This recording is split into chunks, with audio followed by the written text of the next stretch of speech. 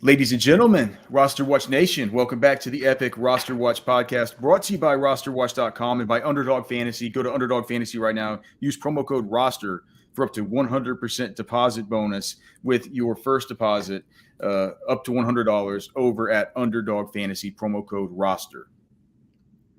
Okay, we are here with Dr. David Chao. You can find him on Twitter at ProFootballDoc. You can find all of his great work over at SixScore.com, whether it's the in-season for the field view stuff that we talk about so much here on the program, whether it is for just getting ready, understanding these injuries prior to the season, whether it's for your fantasy players, the general health of your favorite team outside of fantasy, whatever you need, they have it over there at SixScore.com. And, of course, you know him from Twitter, breaking down all the injuries in real time at ProFootballDoc. Longtime sideline physician for the Chargers, Dr. David Chao. What's going on, man?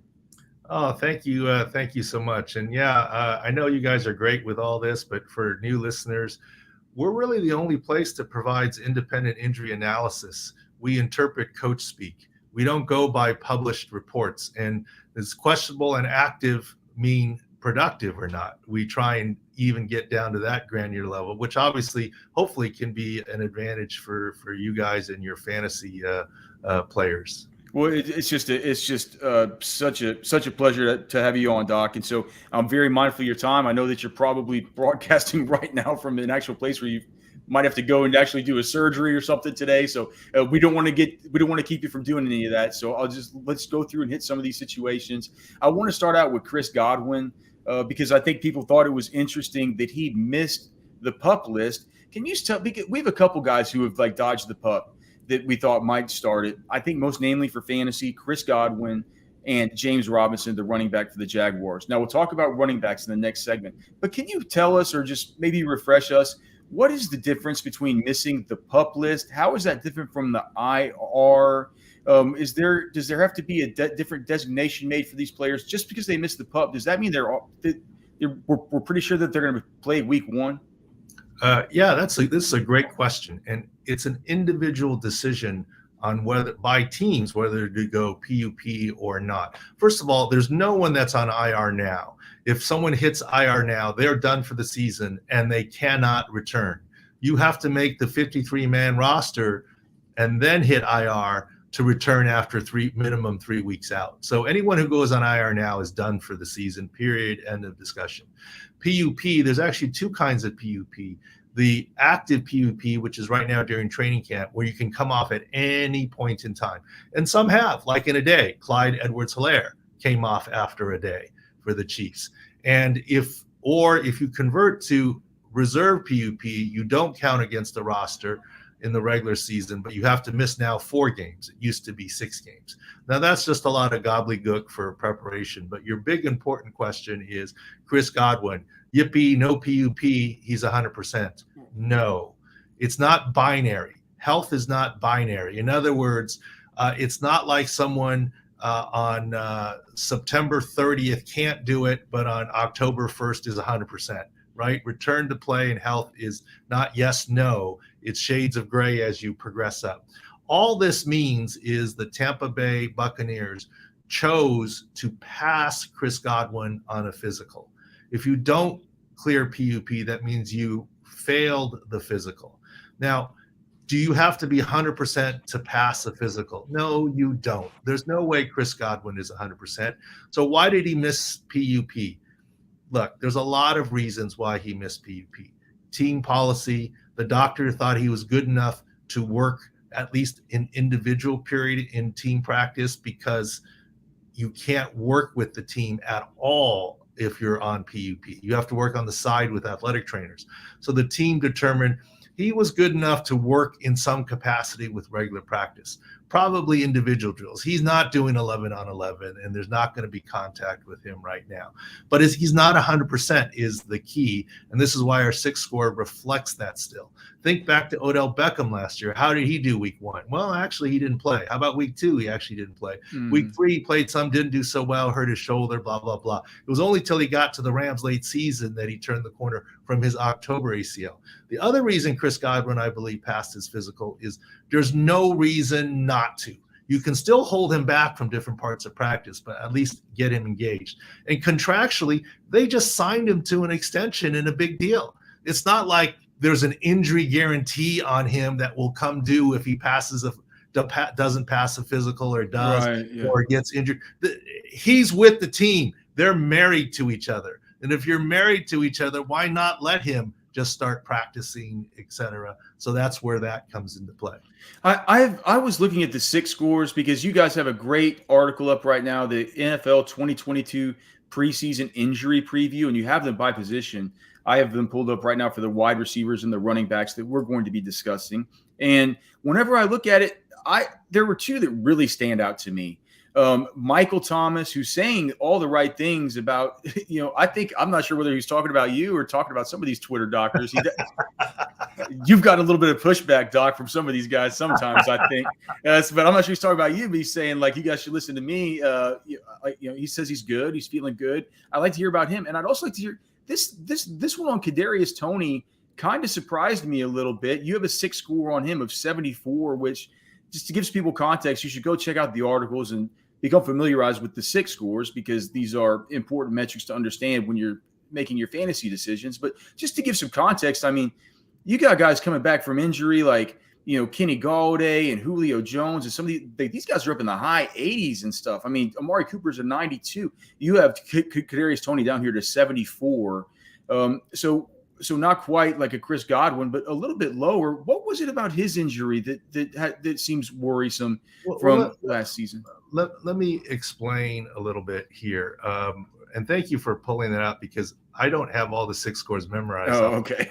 I mean, first of all, what's new this year is, we've also expanded to basketball and baseball. We brought on a panel of doctors for basketball, the former Chicago Bulls doctor, Houston Rockets doctor, et cetera. We have a panel of NFL doctors. So it's now become a panel decision and process and algorithm to come up with the score. So I remember in general what's happening, but I don't remember the exact details of the score. So thank you for quoting them. But let me explain to your audience what we mean by 6 score. Right now, what we have up there is for every fantasy relevant player, and hopefully this will be useful as people draft, a projected percentage of expected health through the season. In other words, if we think someone's going to miss half the season, his 6 score can't be higher than 50, right? Because he's going to miss half the season. So you might overly simplified is what our adjusted fantasy production for the season, factoring in health. So I tweeted this last night. For example, and it's based solely on health, but of course we do factor in type of play. For example, the same ankle injury on Tom Brady versus Lamar Jackson, you're going to get penalized a lot more on 6 score on Lamar Jackson. Obviously, he runs the ball a lot. And, depending on the type of running back, the type of wide receiver. So we really customize the injury and expectation. So last year we said in the 2021 preseason preview, we gave Saquon Barkley a 6 score of 46. Okay. I don't remember your projections, but ESPN projected him to have 1,171 yards and rush for 9 touchdowns. He finished 2021 with 593 yards and 2 touchdowns.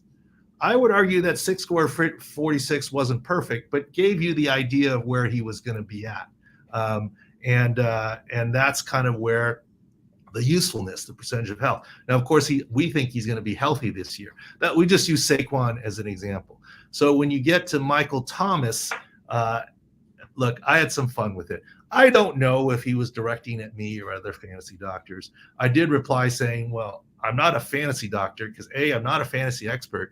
B, I'm actually a real doctor. So I don't know if he was talking about me. But if he was talking about me, I'm fine always being wrong. But let's remember that article that we wrote, I think was in March, I believe, or April. I forget which. You can look at the date on the site.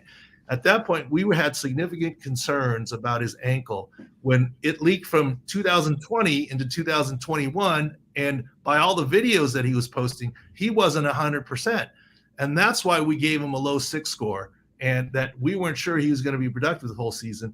And we said in that article, when he got hurt, he was a top 3 receiver, at least in the league.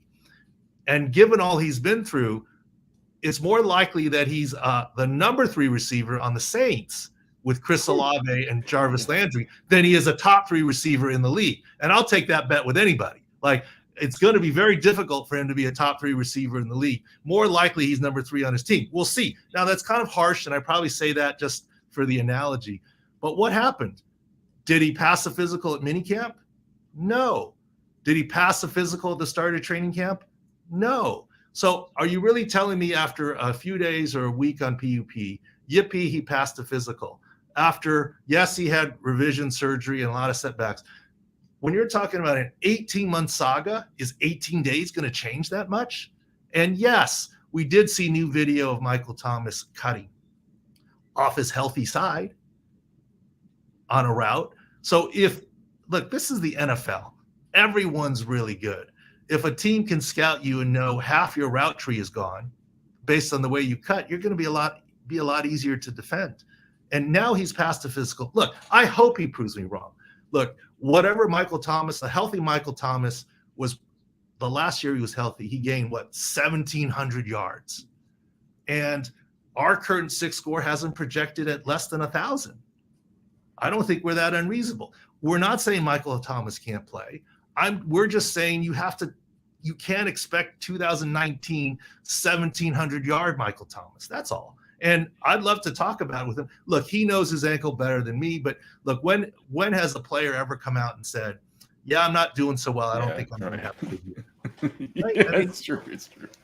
Yeah, absolutely. Absolutely. Here, of course, with Dr. David Chao at Pro Football Doc on Twitter, 6score.com. Doc, I want to ask you about one more wide receiver, then we'll take a quick break and get back into the running backs. But I mentioned it earlier. Just what about Kadarius Toney? Like, he's just somebody who, whenever you talk about injured players who could have injury concerns coming into the season, I don't hear much talk about Kadarius. I'd like to maybe highlight reasons why there might be a little bit of concern on your end here to the listeners. I'm trying to pull up Kadarius Toney now and give you the exact rundown and the score. But hang on one second here. But yeah, it has to do with when we look at injuries and the accumulation of injuries and his history of injuries. So he might go over. So it was a 6 score. You guys have him at 74. He had a knee scope that caused him to miss OTAs. In 2021, he had a bunch of injuries. But as you guys mentioned, they are injuries that aren't all the one area, but there's still a little bit of concern on your end because he suffered injuries to both his ankles, his hamstring, his quad, his oblique, and his shoulder just last season. So I guess now that I'm reading that back, I'm realizing why you might be a little concerned, Doc. I'd forgotten he had so many different injuries. Now, once again, let me explain. So this is just in 1 year, right? He had a lot of things. And to add to that, he had a knee scope, and they held him out from OTAs, right? The money makers are the knees and or ankles, right, in these guys and getting separation. And so, look, the injuries last year, the shoulder injuries from college, the fact that he'd been using a brace and harness, we're not saying he's not a great player, okay? We're just saying whatever a healthy Kadarius Toney, the expectations are, you might want to temper off of that. We're not saying don't draft him, don't play him, but you can't, we're not so sure it's going to be, look, the bottom line is if you look at the 6 score, 74, if you're saying he's at 100, if he's 100% healthy, and no, very few people are that. It's like a Madden score. 99 is probably the highest that you can be. Nobody's 100, okay? But do we not think he's going to miss 4 games this year? And okay, the math isn't exactly off. 17-game season, 4 or 5 games. I mean, he missed a lot more than that. If he misses 4 or 5 games this year, that 6 score 74 is there. And I think we have that risk. And I think with that knee scope, there's a risk of vet rest. Vet rest for a young player translates to fewer targets. Vet rest for a vet player may not. Fair enough. Yeah, it's just odd to me that, you hear people worry so much about all these other players, and it's just, all the talk is about the Chris Godwins of the world, or it's about how Michael Thomas looks, or it's about, Robert Woods, or Michael Gallup, he's doing well, he's cutting, he's doing this. And then we went back and said, no, he's not going to be ready week 1. And then the next day he admitted, because of his MCL, which we were reporting since January, he's not going to make week 1, kind of thing. Okay, so you start subtracting on the 6 score for the season when that happens. And that's all we do. It's a tool for you guys and your followers to make easier decisions without having to do all the medical research. Do we say it's perfect? No, it's an opinion. It's like draft evaluations. They're never perfect, kind of thing. But you can't really go by projected fantasy numbers on some of these guys that have injury concerns. That's all we're saying. He is Dr. David Chao, the Pro Football Doc on Twitter, and one of the main features over there at the new site, 6score.com. And you cannot miss this next segment because we're going to talk about some of the most important running backs. Make sure you stick it right here on Roster Watch. All right, we are back. Dr. David Chao joins us at Pro Football Doc on Twitter. Of course, you can find his new website, 6score.com. It is slick. They have some new features and some things that Doc was talking about off air that I can't wait for everybody to see. You guys hear us talk about the 6score site here all the time, the field view in season, the various things that we always quote Doc is talking about from his podcast, like the cluster injuries that we're always mentioning at these important positions. So much great information over there at 6score.com. Doc, again, thank you for coming on for another segment here to discuss some of these running backs. And we started out talking about the Chris Godwin dodging the pup. You gave us kind of some insight into what that means. Does it mean something similar when you look at what's happening with James Robinson? You guys have a 6 score of him of 72. Interestingly, Travis Etienne and James Robinson are right here next to each other. You guys are a little bit worried about James Robinson too. Maybe if we can just talk about the Jags backfield, sort of how you feel about this, because of course we know that Travis Etienne missed his entire rookie season coming off of a Liz Frank injury. For those of us that don't know much about sports injuries, we do at least know when we hear Liz Frank or midfoot or any of that stuff, we become a little bit goosey about it. I'd like to hear your thoughts about him and just about James Robinson, the fact that he missed pup because he tore his Achilles pretty late last season. I think it was around Christmas time, Doc. Are guys coming back earlier from Achilles now these days, especially last year with Cam Akers and everything? Well, there's no question Cam Akers came back very early from his Achilles. And we had said that even if he comes back, and which he did, he can't be that effective. And he wasn't. His yards per carry were almost half of what he was. He admitted he wasn't there. Part of the reason I think Cam Akers came back is A, he's a tough guy. He wanted to be there for his team. B, his team needed him. Darrell Henderson was hurt, right? And Sony Michel has the chronic bulky knees. And this is why in the Super Bowl, one of our biggest I get you're more fantasy than anything else, but one of our biggest prop recommendations is Henderson will be back and he will steal carries from Cam Akers, and he did, and that was an easy under. And now Cam Akers, his 6 score is actually higher this year because his second year, season back, and he's further out. James Robinson is at 72 right now. Yes, he passed his physical. He's not on pup, but Jacksonville is trying to rebrand after that disaster with Urban Meyer last year. Do they want any negative publicity like, our running backs are in trouble, they didn't pass their physical and they're on PUP? No, they want all roses and whatever. Mm-hmm. And yes, James Robinson is ready to do individual period now. He can't do individual period if he's not cleared off of passing a physical. So he's still working his way back. Just yesterday, I believe, I saw a video of people saying, look at how good he's running. And, one of the games I always play is there's so many injuries that I do. I don't remember right side, left side, this, that, the other. But looking at James Robinson, I could tell what side it was looking at his video. That's so amazing. He's not 100%. He's great. He could play just like Cam Akers played. But Cam Akers' yards per carry during the playoffs at the end of the season were maybe a scotch over half of what he normally was. And this is the NFL. Everyone's tops. That's all we're saying about James Robinson. You cannot expect a fully healthy James Robinson. And actually, coming off an Achilles, 73 is actually relatively optimistic. So if you think he's a 100,000-yard back, we're saying, maybe he's going to, or 72, that he's going to get 720. That's not so bad. We're a little more optimistic on Travis Etienne in terms of the Liz Frank based on time. It's just a matter of making sure he has all the speed and cuttings. So we're a slight bit tempered, but really not too bad either. But he's higher at an 81 than James Robinson in terms of his relative health based on what he does. Doc, what about Dalvin Cook? It feels like I think he's never gotten through a season healthy. I might be wrong. I can't remember him getting through a season without missing a game. What is the difference whenever you look at a guy like Dalvin Cook versus, say, a guy like Christian McCaffrey, who over the course of the last couple of years, both these guys are fantasy superstars. Whenever they're on the field, absolute studs. It feels like both of them have been now hit with the injury-plagued label. I wonder, is there any distinction that you make? Because Christian McCaffrey, I saw him yesterday on the NFL Training Camp Live. He was saying, man, a bunch of these injuries I've had has just been like unrelated, annoying injuries. Like they've been, it's been a real thorn in my side. But, there hadn't been anything, major. It feels like with Dalvin, there could be something with his. Is it his shoulder that keeps happening? And then how do you? A lot of things. With Dalvin, he tore his ACL. And then when he came back, the expectations were too high, just like Saquon Barkley that first year back. And we panned him that first year. And then the second year, we said, don't lose faith in Dalvin Cook. He's going to have a good year. And he did, but then he developed some shoulder issues. So if you talk about Dalvin Cook and Christian McCaffrey, for example, McCaffrey was injury-free his entire career in college and in the NFL until the last 2 seasons. So is he an Iron Man or is he injury-prone? Or is it somewhere in the middle in terms of luck?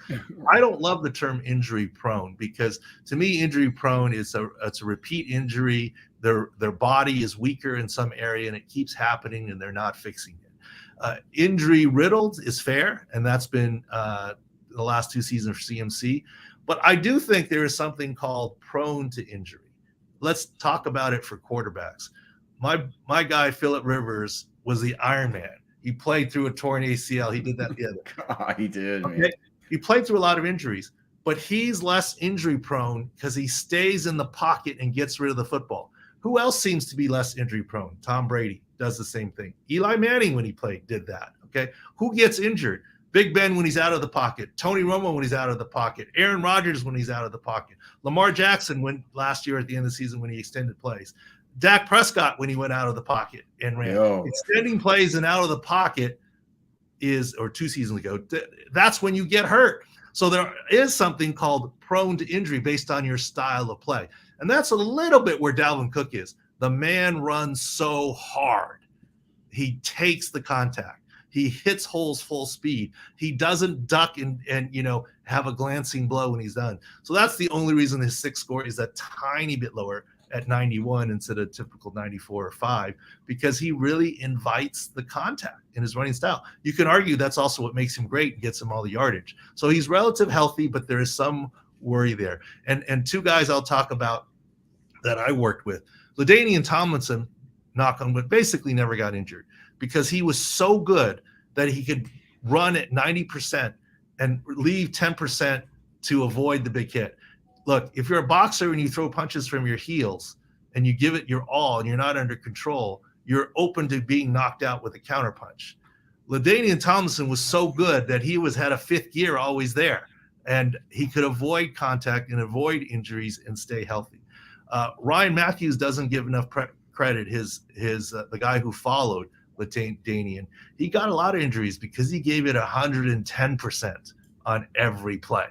And then it's harder to avoid injuries. But we shouldn't be criticizing those guys like Ryan Matthews or Dalvin Cook that they're, quote, injury riddled. We should be praising them that, like, they're really leaving it out there on the field. So I get it from a fantasy perspective. People might have a different perspective. What about and of course we're here with Dr. David Chao at ProFootballDoc on Twitter, 6score.com. Doc, I'm very mindful of your time, so thanks so much for coming on. And we're coming up right here to the end of the hour. But before we get out, I couldn't get out here without asking you about the Ravens running backs. Last year, with this whole ordeal we had with the Ravens running backs to start the year. Now we're coming into another year where we have these same question marks, but at least they're coming back from those injuries that occurred, at this point last year. J.K. Dobbins, Gus Edwards, both happened before the season even started. I look at their 6 scores on 6score.com. You guys have J.K. Dobbins at a 47, Gus Edwards at a 61. Both those are pretty low, Doc. And like you said, that 47 sounds an awful lot like what you had Saquon Barkley at last year. If you could just give us what you think about J.K. Dobbins and Gus Edwards. I mean, do you think either of them are going to be ready to start the season? And if when they do come back, will they be effective? What's the difference in their injuries? Can you just give us the rundown about the Ravens running backs? We've been early on J.K. Dobbins saying it's more than an ACL with his LCL injury too. And that's why we gave him such a low 6 score. Honestly, it probably could have been lower, but we saw some good progress on videos, etc. So he is doing very, very well for his injury. It's just a very bad injury, ACL and LCL. And actually, our 6 score Sports Injury Central, SICscore.com article was quoted at Ravens.com, by the way, and when we panned him. I don't know if an intern lost his job over that or not, but I'm joking. But the bottom line is J.K. Dobbins came out after Ian Rappaport said some things and said, no, you need to ask me and whatever. I'm like, well, happy to ask you, but an LCL, ACL is a tough combination. Don't think he's going to be 100%. Dobbins said he would not go on PUP. Of course, he went on PUP to start the training camp coming off the whole deal. So the bottom line is, timing wise, I get people say he should be ready because it's been basically a year, but his injury is more than an LCL. Therefore, we talk about his low 6 score. And I can't predict whether he's going to play week 1 or not, but whether he plays week 1 or not, look, whatever the fantasy projections, what are they? A healthy J.K. Dobbins would be what? I don't know, 1,200 yards. I don't know. I'm doing that off the top of my head. You tell me. Nice. Yeah, that'd be great. Considering The other running backs he has in the backfield. Yeah. I don't think he's getting 600 this season. I mean, that's gives you now, is it because there's other running backs and he's not 100% in spot usage? Is it because he misses the first 4 or 6 weeks or whatever? That's kind of where it's at. And so don't take it wrong that I'm saying he's a bad running back because we gave him a score of 47. We're just saying based on his injuries in this season, how you might want to temper expectations for this season. Not saying he's not any good. Look, late season, his 6 score in an individual game come week 14 might be 93, right? But right now, cumulative for the season, we have it at 47. His 6 score for week 1 might be 0 because he's on PUP, right? But just cumulative for the season, we arrive at 47. And Gus Edwards, we're a little more optimistic, but still not full go at 61. And yeah, Ravens, by the way, have the lowest team 6 score going into the season. And you can see that we all have the team stuff. And before we go, let me tell you something for your fans. It's not just about comparing a guy, let's say you're making a decision on 2 running backs in a given week. It's not about looking at the 6 score and saying, it's 92 and 94, and this is who I should play. Of course, it's about the opponent. But what your guys can do and what you guys can do is look at the field view for the health of the offensive line of the running back you're going to play that week versus when you're making a decision, and look at the health of the run defense. And we have that 6 score number. One team is playing the Browns and one's the Ravens, but one running back. Who's healthier on defense in the front 7 in the run defense, or who's unhealthier? Maybe that makes your decision on who to play. And that's what we try and help people out with decisions. No, well, you're the best, Doc. We can't thank you enough for coming on and sharing this information. It's information you can only find right here. So for the Doc, for Byron Lambert, for the Trash Man, I am Alex Dunlap. We will see you Thursday, 10 to midnight Eastern on Roster Watch. Thanks, Alex. All right, I emailed you and Doug